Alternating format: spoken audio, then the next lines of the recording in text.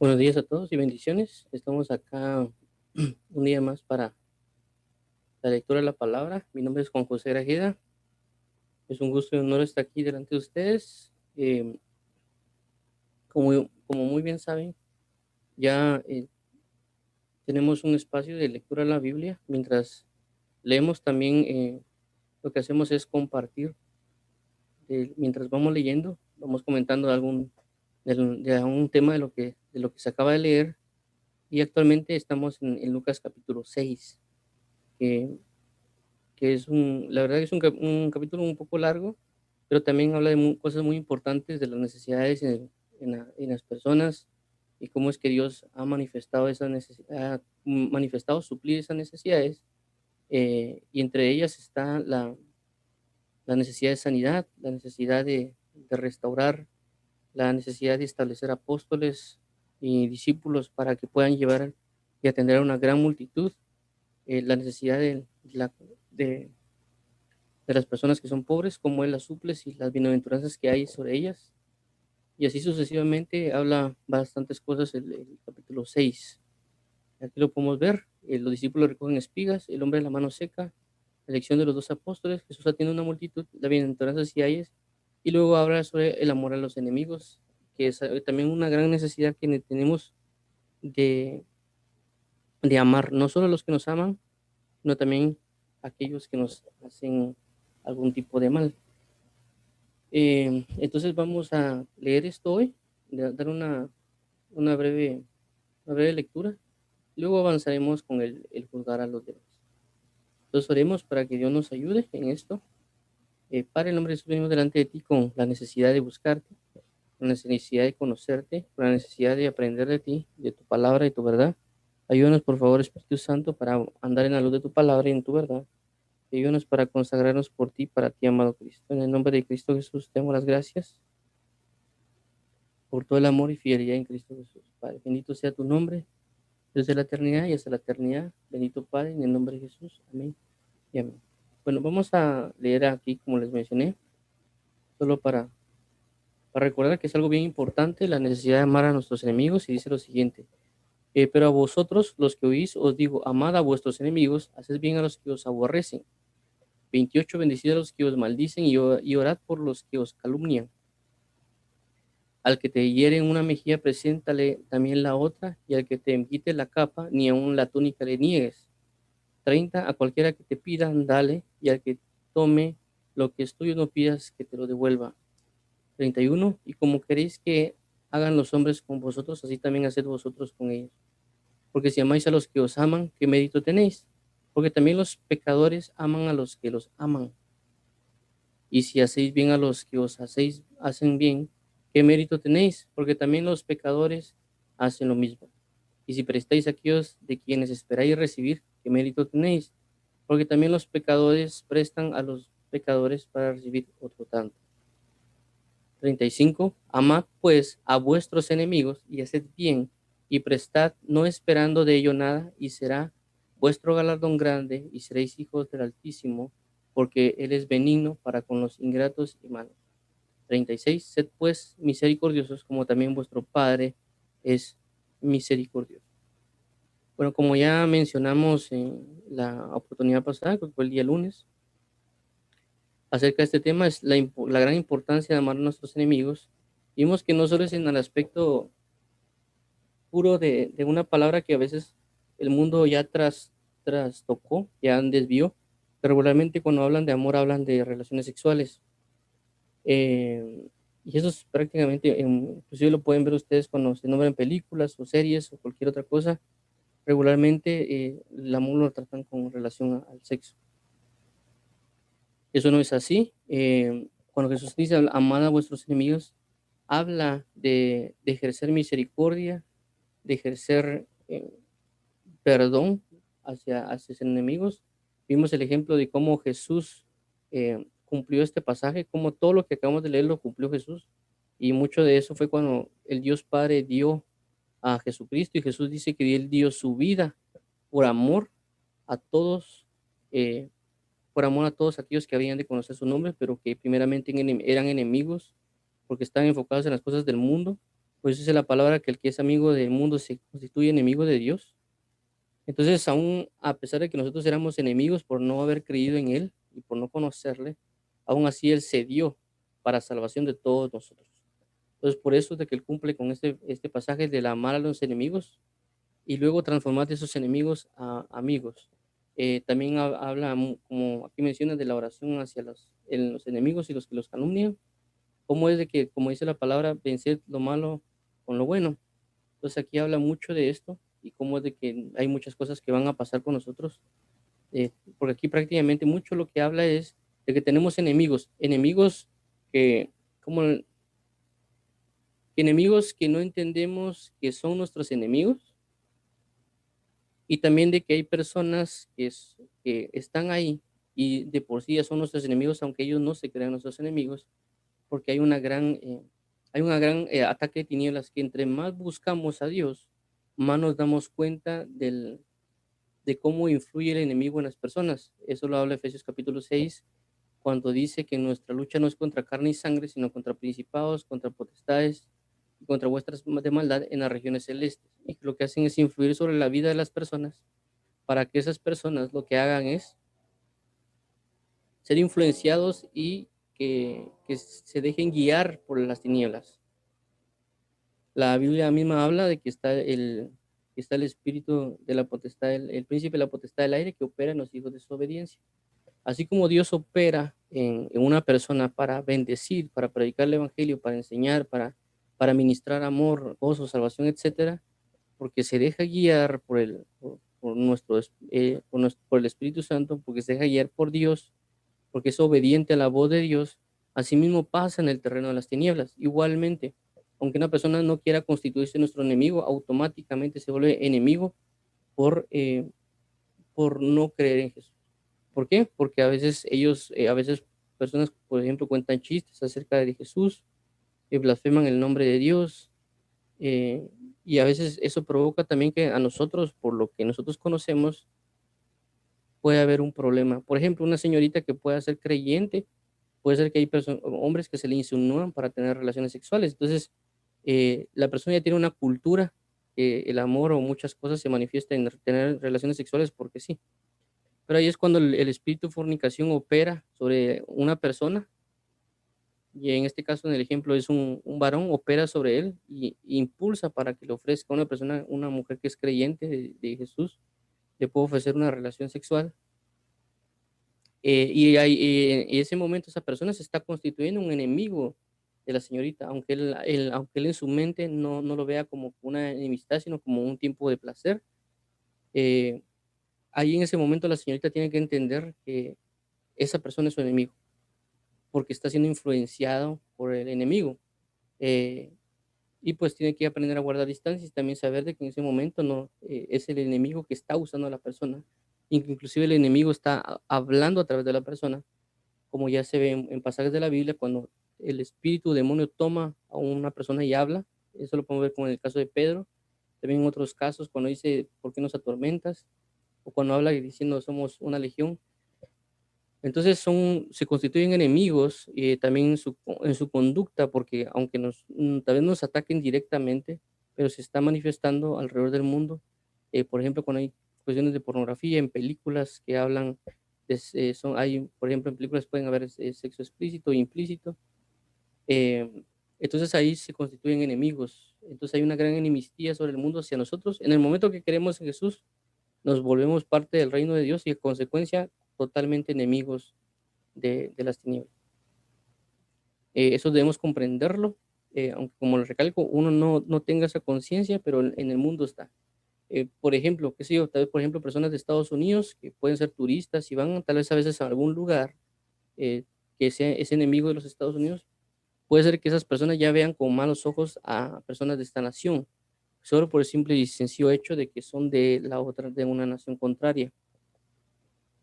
Inclusive la otra persona solo va a llegar de turista, pero llanamente las personas pueden decir, bueno, este es espía, este es esto, esto es lo otro. Ya pueden tener una mente totalmente cambiada de lo que realmente es una persona y ya constituyen totalmente al país como un enemigo, dependiendo también la conciencia que hay en cada persona. Entonces tenemos que tenerlo bien claro, por eso aquí menciona muchos aspectos Eh, por ejemplo, hablan de las cosas que van a hacer con nosotros. Dice que es uno es aborrecernos. Mire, todo esto se da cuando hay personas que realmente andan en la verdad. Si hay personas que no andan en la verdad, pues si los aborrecen es más de algo hicieron que no es correcto. Eh, y aquí dice, pues, amad a vuestros enemigos, haced bien a los que os aborrecen. Entonces aquí uno nos dice que tenemos enemigos. Todos nos dicen que nos van a aborrecer. Solo por el simple hecho de ser hijos de Jesucristo ya nos se vuelven enemigos nuestros. Hay personas, por ejemplo, de que uno solo la vez le dice, mira, yo soy hijo de Dios, y automáticamente a uno le dejan de hablar. Y tal vez uno no hizo absolutamente nada más que decir, mira, yo creo en Jesús. Eh, por otro lado, puede ser de que hay personas que también fueron creyentes, hicieron cosas que no debían y pues representaron mal el Evangelio de Cristo. Inclusive a veces uno ha hecho algo malo, eh, y pues eso causa que personas se puedan apartar. Entonces, y otras simple y sencillamente el hecho porque el enemigo está presente en la vida de las personas y hace que ya a uno lo ignoren totalmente. Entonces, resaltando, tenemos enemigos, aquí lo indica. Segundo, em, van a aborrecernos. Tercero, nos pueden maldecir. Cuarto, nos van a calumniar. Quinto, nos van a herir. También nos pueden robar. Eh, aquí también lo menciona el 30. No sé. Entonces, esas son una de las cosas que nos hablan. Nosotros tenemos que ser bien conscientes de saber que lo van a hacer, eh, para saber de cómo actuar también de cada manera, y aquí lo especifica. Ya hablamos anteriormente también de que esto, el que te hiera en una mejilla, no es necesariamente una literal de que te peguen en la cara, sino te pueden faltar la confianza, te pueden faltar el respeto, etcétera. Y uno pues puede continuar dando parte de la confianza que uno tiene a la hora de colocar la otra mejilla. Algo bien importante aquí en el 28 también dice, bendice a los que maldicen y orad por los que os calumnian. Esto es bien importante, también es uno de los testimonios que a mí me pasó. Realmente yo no sabía, yo creo que, bueno, creo que ni siquiera estaba en el Evangelio, pero recuerdo que yo estaba en la universidad y hubieron creo que alrededor de unas 4 o 5 personas que mi hermano también entró a la universidad porque él es un año menor que yo, y todos me dijeron, tu hermano se va a graduar antes que vos, y se reían. Eh, Aunque ellos aparentemente, o cualquier persona puede decir, no, es que te estaban profetizando, no era necesariamente así porque ellos me estaban maldiciendo, porque ellos, por humillarme tal vez de alguna manera, me querían decir, mira, tu hermano te va a graduar antes que vos, así como que es más inteligente por una manera de humillación o una manera de, qué sé yo, tal vez de bromear, pero ya ahora entrando en razón lo que hicieron fue maldecirme, porque representaba de que si ellos me decían que mi hermano se iba a graduar antes que yo, representaba que también yo tenía que perder clases porque yo iba un año adelante. Entonces prácticamente me estaban buscando o me estaban maldiciendo, como diciendo que me iban a perder cursos, etcétera. No necesariamente implícitamente, pero lo estaban haciendo. Y pues es algo bien sorprendente esto. Les cuento ese testimonio por lo que habla de maldicen. Como maldicen, no necesariamente me recalco. Estamos hablando que alguien le diga te maldigo en el nombre y algo así, sino que con ciertas palabras alguien puede maldecir a una persona, como en mi caso, que mira, tu hermano te va a graduar antes que vos, y se reían. Y lo más interesante de todo esto fue de que todas las personas que me dijeron a mí de que mi hermano se iba a graduar antes que yo, que por conseguir yo perdí cursos en la universidad a causa de eso, no a causa de eso, sino que por otras situaciones, yo perdí cursos, me gradué creo que en 7 años, mi hermano se graduó en 5, él salió como que limpio, pero todas esas personas que me dijeron a mí que, no, que mi hermano no, que mi hermano se graduó antes que yo, mi hermano también se graduó antes que ellos, y realmente dos de esas personas eran personas muy inteligentes, y casualmente sucedió de que estas personas se graduaron no solo después que mi hermano, sino después que yo todavía. Entonces, las maldiciones alcanzó, lo que la misma palabra dice, bendito el que te bendiga y maldito el que te maldiga. Ellos mismos fueron maldecidos por sus propias palabras, porque al decir que mi hermano se iba a graduar antes que yo, representaba que yo perdiera cursos, que a mí no me fuera tan bien, y en consecuencia eso repercutió en la vida de ellos. Incluso una persona era graduada y creo que había sacado una beca en otro lado, otro país, y a causa de eso creo que se atrasó su trámite y terminó graduándose hasta después. Eh, entonces, creo que es bien importante cuidar los dichos de nuestra boca y también hay personas que nos pueden maldecir de diferentes maneras, que uno tiene que estar atento. ¿Por qué? Porque aquí dice, bendecid a los que os maldicen. Yo realmente en ese entonces no conocía mucho, iba comenzando prácticamente el Evangelio. Es más, cuando me maldijeron, creo que no conocía a Cristo. Eh, pero ahora ya entiendo varias cosas y también sé que Dios me ayudó mucho en mis cursos de la universidad, e inclusive Jesucristo me impulsó a no dejar mis estudios. Yo iba a dejar mi carrera universitaria, pero gracias a Dios Él me habló, no solo por medio de mi papá, sino también por medio ¿cómo se llama? En la iglesia, por medio de pastores. Ellos ni sabían mi situación, pues, pero cuando estaban predicando en el púlpito lo hicieron y no se dieron cuenta. Entonces, aquí estoy, gracias a Dios, ya soy ingeniero por la gracia y gloria de Dios. Y a lo que quiero llegar es esto: bendecid a los que os maldicen. A veces las maldiciones no van directamente como alguien que le puede decir uno que los maldiga. Como yo recuerdo una vez que fui a visitar a alguien en la universidad y una persona le dijo que esperaba que esa persona se quemara en el infierno. Esa es una maldición totalmente directa, eh, sin pelos, o sea, completamente a quemarropa. Pero hay otras maldiciones, como les acabo de mencionar, que alguien puede decirlos. Alguien puede maldecir a otra persona, por ejemplo, induciéndola a algo malo, es una forma de maldecir. Pero aquí dice bendecir a los que os maldicen, orad por los que os calumnian. O sea, ya nos están diciendo que nos van a buscar maldecir, también nos están diciendo que nos van a buscar calumniar.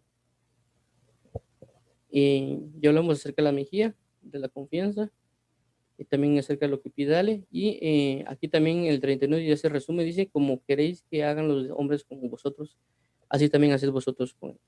Entonces, esto cabe en el versículo que dice, amarás al Señor tu Dios con toda tu mente, con todo tu corazón, con toda tu alma, y a tu prójimo como a ti mismo, a tu prójimo como a ti mismo. Dice, ¿y cómo queréis que hagan los hombres con vosotros? Así también haced vosotros con ellos. Amarás a tu prójimo como a ti. El como a ti se encierra ahí, en así, y cómo queréis que os hagan los hombres con vosotros. Aquí se encierra él a vosotros mismos.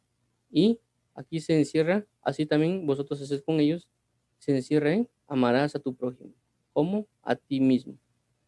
Como a ti mismo es en la primera parte, y aquí es amarás a tu prójimo. Este es el segundo pedazo. Dice 32, porque así amáis a los que os aman. Porque si amáis a los que os aman, ¿qué mérito tenéis? Porque también los pecadores aman a los que los aman. Y así hacéis bien a los que os hacen bien, ¿qué mérito tenéis? Porque también los pecadores hacen lo mismo. Y si prestáis a aquellos de quienes esperáis recibir, ¿de qué mérito tenéis? Porque también los pecadores prestan a los pecadores para recibir otro tanto. Entonces, si se dan cuenta, tanto el 32 hacia el 34 habla de cosas de que nosotros pensamos que es amor. Como recalco, ya todos tienen un concepto de amor. Y a mí lo que a veces me sorprende mucho de cuando uno se pone a pensar en el amor, tanto cuando uno está fuera de Cristo, como ya un poco estando en Cristo, y también lo que uno observa alrededor, pues muchas personas se creen muy hábiles en el amor, por eso dan sus propias definiciones y viven conforme a esas definiciones, pensando que es lo verdadero y ni siquiera buscan una verdad acerca del amor. Cuando entramos en Jesús, nos enseña las verdades del amor, porque todo lo que Él escribe está basado en el amor. Entonces, cada vez que leamos, vamos a encontrar lo que es el amor. Entonces, vemos acá en el 32 habla acerca de eso. Dice, porque si amáis a los que os aman, ¿qué mérito tenéis? Es decir, Dios nos da referencia y nos da a entender de que si yo amo al que me ama, realmente no es un verdadero amor. Inclusive puede ser un egoísmo. Entonces aquí nos especifica de que si yo amo al que me ama, no tengo ningún mérito. No estoy realmente, ese no es un verdadero amor. Y eso lo podemos ver en el ejemplo de Jesús. Cuando Jesús vino a la tierra, Él vino y amó a aquellos que no le amaban. Por eso la Biblia dice que a los suyos vino y los suyos no le recibieron. Pero también nosotros, también la Biblia dice que la luz vino al mundo, pero los hombres amaron más las tinieblas que la luz. Entonces Jesús no realmente vino por personas que no le amaban. Demostró su amor para que ahora le amen. pero esto él cumplió con este pasaje. Si amáis a los que os aman, ¿qué mérito tenéis? Porque si Jesús hubiera amado a los que los aman, es decir, que solo Dios Padre lo amaba, prácticamente lo mejor que hubiera hecho es destruir toda la tierra. ¿Para qué tener a personas que no lo aman? ¿Para qué tener personas que lo andan blasfemando, que se comportan de una manera desmedida? Eso lo podemos ver en el libro de Génesis, cuando la maldad del mundo creció en sobremanera y las personas tenían un rango de edad de casi 1000 años. Entonces lo que sucedió fue que Dios ya tenía un conflicto con el hombre, dice que ya estaba harto de estar contendiendo con el hombre. Cuando habla de contender es de que el hombre estaba pecando desmedidamente, y por eso reduce su tiempo a 100 años y también genera una destrucción sobre toda la tierra, dejando únicamente a Noé y a la familia. Entonces, en este caso, como recalco, si Dios solo amara a los que los aman, en el caso de Jesús, o tal vez en este tiempo, o con respecto a toda la tierra, si solo amara a los que los aman, no hubiera dejado ni siquiera a Noé, ni siquiera a la familia. Igual en este tiempo causaría ya una destrucción total y no hubiera enviado un Salvador. Entonces Jesús mismo cumple con este pasaje de amar a aquellos que no les aman, amar al enemigo. A consecuencia de eso nos ha dado salvación. Y también recordemos de que ya va a venir un tiempo final en el cual Dios va a acabar con toda la maldad del mundo, y por consecuencia ahí va a cambiar su enfoque también hacia el enemigo, porque ya viendo que la maldad es demasiada, va a destruir totalmente a todos sus enemigos, y todo aquel que no sea amigo de Dios va a sufrir muchas consecuencias. Por eso es importante este tiempo de gracia, porque este tiempo de gracia nos da la pauta para acercarnos, para arrepentimiento, para amarlo y volvernos amigos de Dios y estar en su milicia, porque cuando llegue el punto realmente que el conflicto espiritual es demasiado grande y de que la maldad del mundo crezca, porque cuando aumenta la maldad, recordemos de que si hay personas que viven conforme a una verdad, la maldad los va a perseguir, los va a destruir. Entonces Dios, por amor aquellos que son sus amigos, que están siendo afectados, va a tener que destruir a todo lo que es enemistía, pero siempre basado en este mismo amor. Entonces él dice, si amáis a los que os aman, ¿qué mérito tenéis? Porque los pecadores aman a los que los aman. Entonces aquí habla de que el pecador, ¿qué hace? Amar al que los ama. Aquí está específicamente hablando de que un pecador, ¿qué hace? Amar a quienes los aman. ¿Es un amor de Dios? No, es un amor de diferentes maneras, como ya vimos, de un amor de pareja, un amor a lo malo, etcétera. Pecadores aman a los que los aman. Si hacéis bien a los que os hacen bien, ¿qué mérito tenéis? Porque también los pecadores hacen lo mismo. Es decir, que si se dan cuenta, aquí dice que un pecador, ¿qué hace? Hacer bien al que le hace bien. 34. Y si prestáis a aquellos que quienes esperáis recibir, ¿qué mérito tenéis? Porque también los pecadores prestan los pecadores para recibir otros. Vuelve a mencionar los pecadores, de las tres cosas que ellos hacen, que nosotros tenemos que salir de eso. Es decir, no solo amar a quienes nos aman, no hacer bien únicamente al que nos hace bien, y también aquí menciona de prestar por recibir algo a cambio, inclusive cuando se paga con interés, se pide con interés. En el 35 lo resume y dice, amad pues a vuestros enemigos, cierra, haced bien y prestad, no esperando de ellos nada, y será vuestro galardón grande y seréis hijos del Altísimo, porque Él es benigno para con los ingratos y malos. Ese versículo también lo habla en otro pasaje de la Biblia cuando dice de que no debemos invitar a comer, por así decirlo, a personas que nos vayan a invitar a nosotros a comer, porque estamos recibiendo algo. Más bien que invitemos a personas que no nos pueden a nosotros dar absolutamente nada, para no estar esperando nada a cambio, para hacer misericordia, como le dice el 37. Haced pues misericordiosos como también vuestro Padre es misericordioso. Entonces tenemos que entender bien esto, lo resaltamos hoy, como ya mencionamos anteriormente, la importancia del amor a nuestros enemigos. Y una de las pautas del amar al enemigo es perdonar, perdonar. Una de las cosas bien importantes que hay que tener en cuenta. Bueno, vamos a avanzar acá, el juzgar a los demás. Lucas 6:37 al 42. Eso también es bien importante por la reflexión que tenemos que tomar todos nosotros acerca de la verdad del Evangelio.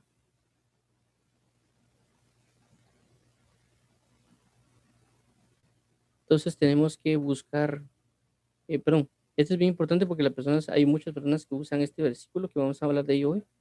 Vamos a leer Lucas 36, 37 al 42. Dice 37, no juzguéis y no seréis juzgados, no condenéis y no seréis condenados, perdonad y seréis perdonados, dad y se os dará. Medida buena, apretada, remecida y rebosada darán en vuestro regazo, porque con la misma medida con que medís os volverán a medir. Y les decía una parábola, ¿acaso puede un ciego guiar a otro ciego? ¿No caerán ambos en el hoyo? El discípulo no es superior a su maestro, mas todo el que fuere perfeccionado será como su maestro. ¿Por qué miras la paja que está en el ojo de tu hermano y no echas de ver la viga que está en tu propio ojo? ¿O cómo puedes decir a tu hermano, hermano, déjame sacar la paja que está en tu ojo, no mirando tú la viga que está en el ojo tuyo? Hipócrita, saca primero la viga de tu propio ojo y entonces verás bien para sacar la paja que está en el ojo de tu hermano. Bueno, el juzgar a los demás. Este, como resalto, es un pasaje bien importante porque muchas personas lo usan en defensa. A veces creo que es un poquito movidos en ignorancia, un poquito movidos en altivez, orgullo y otras cosas que puedo mencionar. No, a veces no hacen conciencia verdadera de lo que hace el pasaje, sino que únicamente lo usan para defender. eh, es como a veces los ateos que viven según su mundo y cuando cometen un error, de repente le echan la culpa a Dios. Entonces, de repente no existía Dios para ellos y de repente le echan la culpa por todo. Entonces, no tiene mucha lógica. Entonces, en este caso también dice, no juzguéis y no seréis juzgados. Y las personas cuando uno dice cualquier comentario, a veces lo primero que salta a relucir es no juzguéis para no ser juzgados. Eso también me pasó a mí cuando yo hice un comentario acerca el homosexualismo en internet y lo primero que me resaltó una persona que era homosexual me dijo que no debía, que la misma Biblia me decía a mí que no debía juzgar para yo no ser juzgado. Y me resaltó y me dijo, Jesús dijo. Entonces, a veces solo lo usan como un medio de defensa, pero no un medio de entender lo que realmente Jesús está hablando conforme a no juzgar. Y es bien importante mencionar porque realmente toda la Biblia habla acerca de juicio, que lo importante que nosotros tenemos que conocer son los juicios, aprender a juzgar. Cuando uno ve todo el contexto de la Biblia, todo se manifiesta y se mueve en juicios. Por ejemplo, está el juicio de la luz y está el juicio de las aguas y está el juicio del espíritu. Por lo menos yo conozco esos tres. El juicio de la luz es la salvación. La Biblia habla de que la luz, y esto es el juicio, que la luz vino al mundo y los hombres amaron más las tinieblas que la luz. Primer juicio. Es decir, que Jesús se manifiesta en la vida de la persona y la persona decide si aceptar o no aceptar el creer en Jesús. Ese es el juicio de la luz. Cuando la persona acepta a la luz, es decir, a Jesús, entra en él, el segundo juicio que le corresponde hacer es el juicio de las aguas. La Biblia habla de que dice, corran las aguas como el juicio como las aguas. Y entonces, por consecuencia, tiene que bautizarse en agua. La Biblia habla y Jesús dijo, yo estoy aquí para que cumplamos toda justicia. Y cuando cumple toda justicia, lo primero que hace es bautizarse en agua, porque hace una separación también con las aguas, así como pasa en Génesis. Hubo separación de aguas. Entonces, igual con Noé, Noé vino y las personas no, aceptó primero el juicio de la luz, que fue, el juicio de la luz es aceptar a Jesús cuando le dice, mira, haz un arca, y también la Biblia dice que vio que él era el único justo, es decir, por haber creído en Dios. Y luego de eso Dios le dice que haga un arca porque iba a venir agua sobre la tierra porque Dios ya había juzgado a la tierra para juzgarla y por consecuencia le pide que haga un arca. Entonces, Noé al aceptar y entrar al arca, entonces él ya está pasando el juicio de las aguas que ya fue hecho para condenación de todos, pero él lo logra pasar, entonces eso es el bautismo en agua. Y pues ahí podemos continuar con eso. A lo que quiero llegar es de que toda la Biblia habla de los juicios. La Biblia habla también, por ejemplo, en Salmo 119, 1:7, te alabaré con rectitud de corazón cuando aprendiere los juicios de tu justicia. Si no estoy mal, también el Salmo, creo que es no, el 13, Salmo 119, 1:13, también habla, dice, con mi boca he dicho todos los juicios de tu boca. La Biblia también dice, por ejemplo, pesar los espíritus, el espiritual juzga todas las cosas o discierne todas las cosas. Entonces, en la Biblia misma habla de juzgar. La Biblia también dice de que no hay que llevarnos, los que son de Cristo, los espirituales, no deben llevar el juicio con los impíos, con los incrédulos, sino que ellos mismos tienen que juzgar. Porque dice, ¿acaso no entendéis que nosotros mismos juzgaremos a los ángeles? ¿Cómo nomás juzgaremos todas estas cosas? Entonces, el mismo apóstol Pablo, y cuando miramos a través de la Biblia, habla que nosotros debemos juzgar. Pero cuando habla aquí no juzguéis y no seréis juzgados, ya cuando leemos otros pasajes de la Biblia, habla de que Jesús dice que ellos juzgaban según la carne. Entonces, cuando él dice, Jesús les dice, no juzguéis para que no seáis juzgados, le está diciendo, miren, ustedes están juzgando en la carne. Si ustedes juzgan en la carne, ustedes van a ser juzgados también. Y por consecuencia, un juicio representa dos cosas. O yo puedo hacer misericordia con alguien, o puedo juzgar para ayudar a alguien, o puedo juzgar para condenar a alguien. Entonces, aquí habla, por eso aquí resalta en el siguiente verso, no condenéis y no seréis condenados, porque sabe que la persona lo que hace no es tener misericordia, sino que juzga para condenación.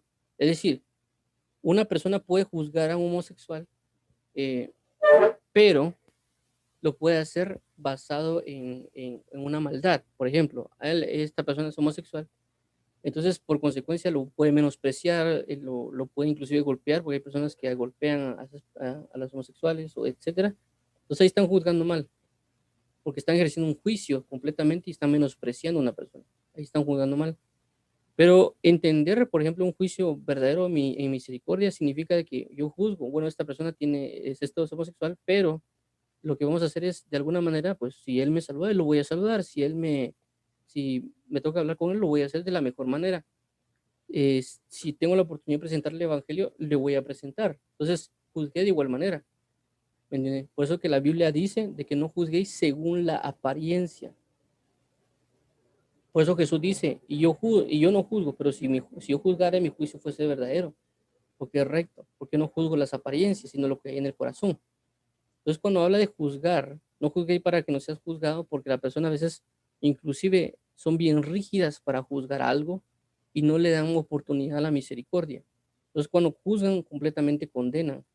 Entonces, ese es el problema cuando habla acá y no juzguéis para no ser juzgados. Entonces, cuando alguien da un comentario a veces, cuando uno expone a algo, automáticamente la gente dice es que no juzgo, yo no juzgo, no juzgues para que no seas juzgado, pero no entendemos realmente la plenitud del pasaje, lo que nos quiere dar a entender.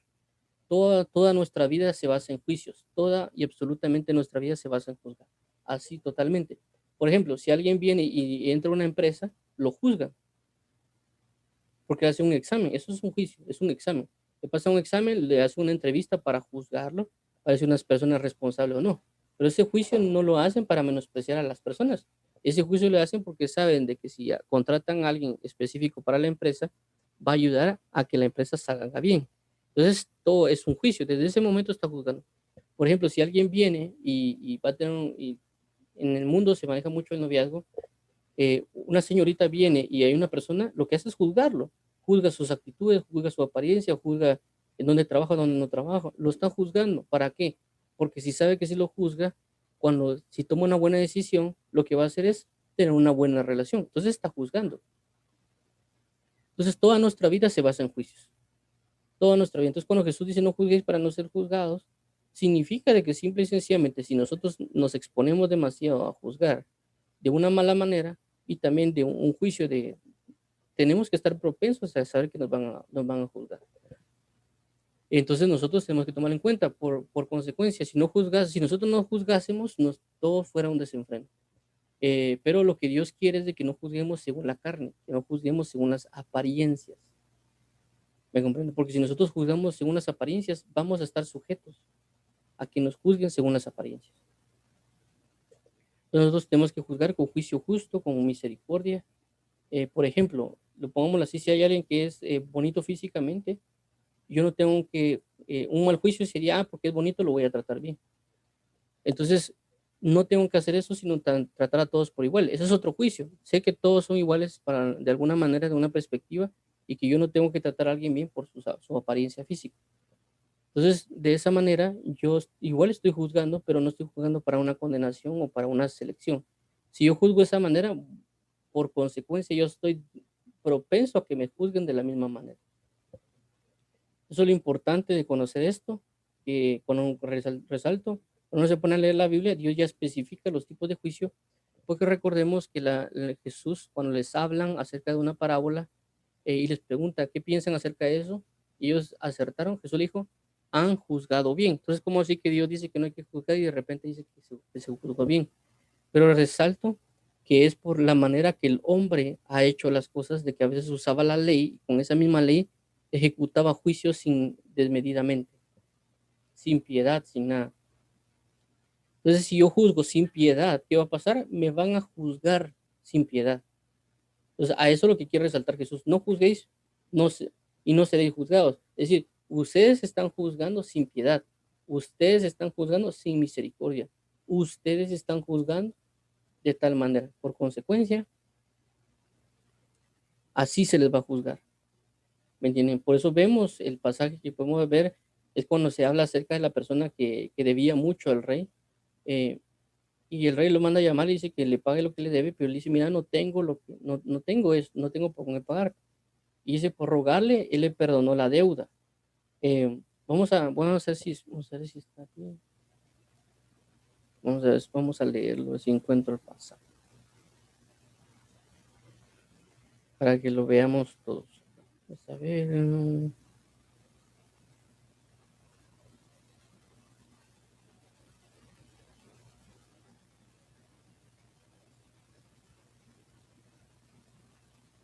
aquí está, 18 es, Mateo 18.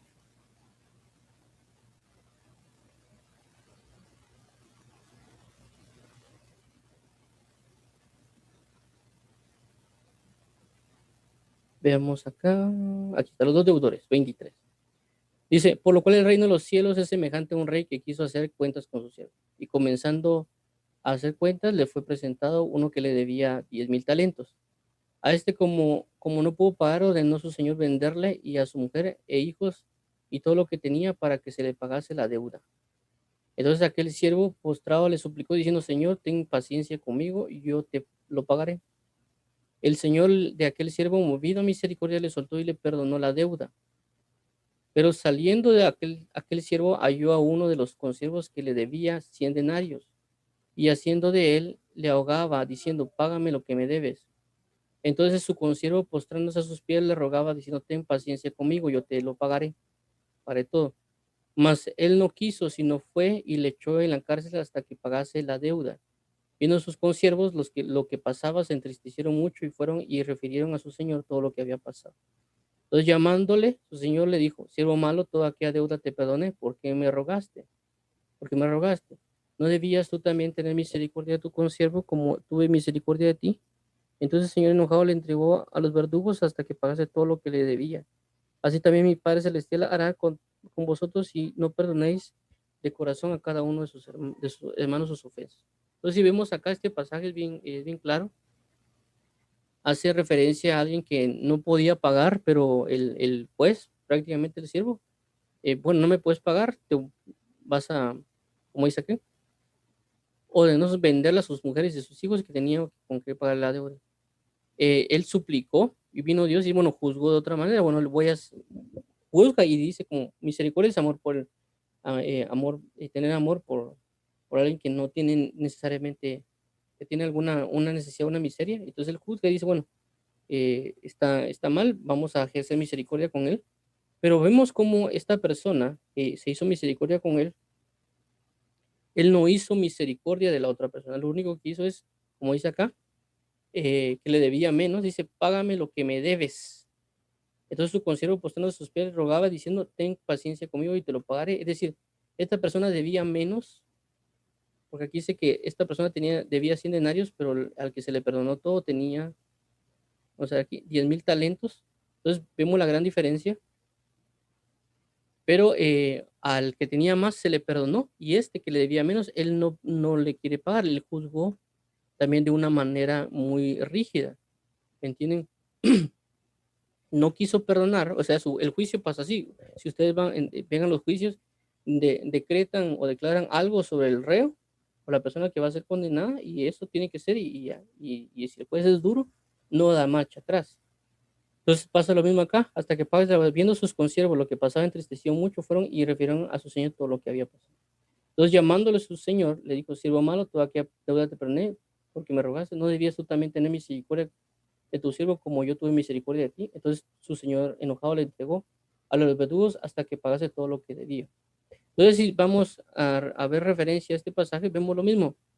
La persona bien juzgado algo con él, pero luego le hicieron misericordia de lo que él tenía, pero luego la persona no aplica la misericordia, sino que aplica completamente el juzgar a lo otro y no quiso quitar ese juicio rígido. Él fue demasiado rígido con esta persona y a causa de esa rigidez viene el juez y tiene que volverlo a juzgar, pero bajo la consecuencia que él no hizo uso de misericordia, sino que se cimentó a la rigidez de inclusive la ley y como también lo que acabamos de mencionar del amor de prestar.